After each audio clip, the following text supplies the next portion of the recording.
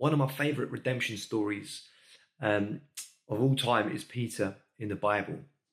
So Peter is one of the first disciples to be called by Jesus. When Jesus starts his ministry, he's the first to recognize that Jesus is Christ, that he is the Messiah. And that's why we get his name changed to Peter from Simon.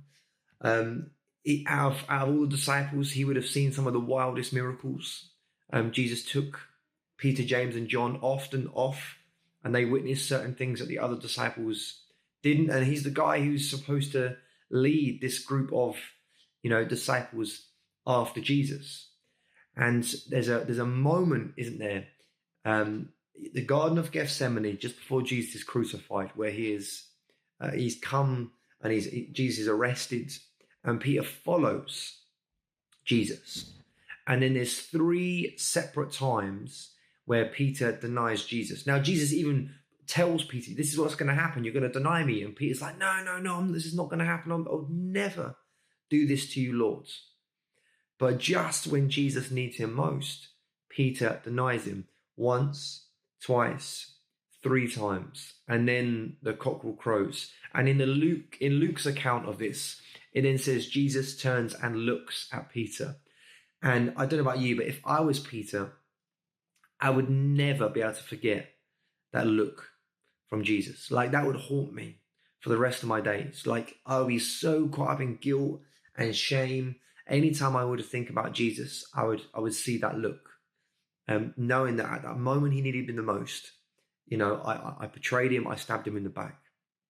And then you have the madness, the wildness of the death and the resurrection of Jesus.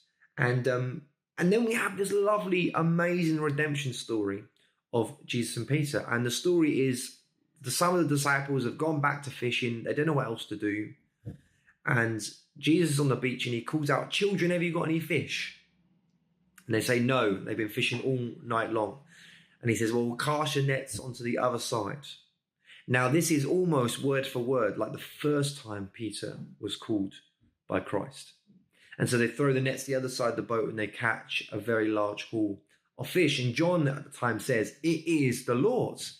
Peter dives into the water, swims to the shore, and starts having breakfast with Jesus.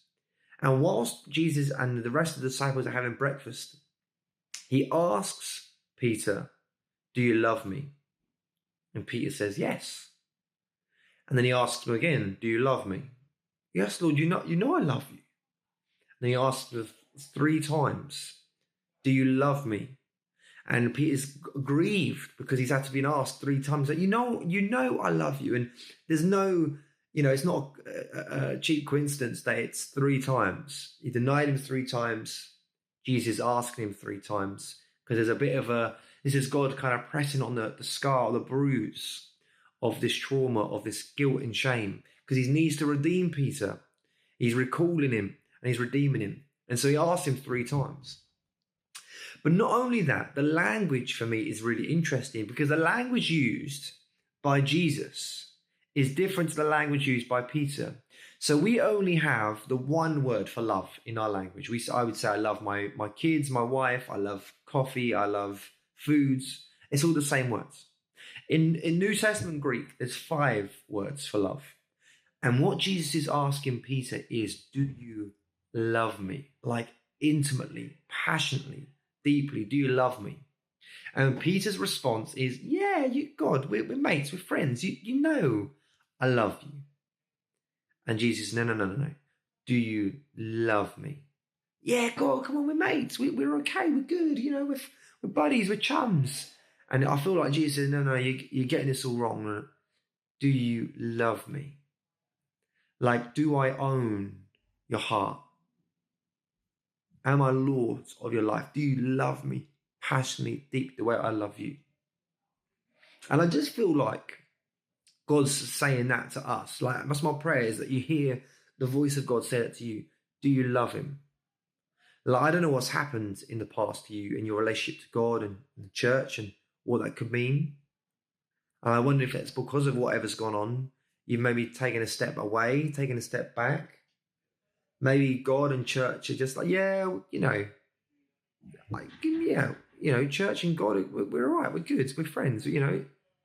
And I just feel like I want you to hear the voice of God afresh today saying, do you love him? Do you truly love him? 100%. Don't hold anything back. Deeply, passionately, because that is what he's after. That's what he deserves, because he is worthy. God bless you guys. We'll see you in another video.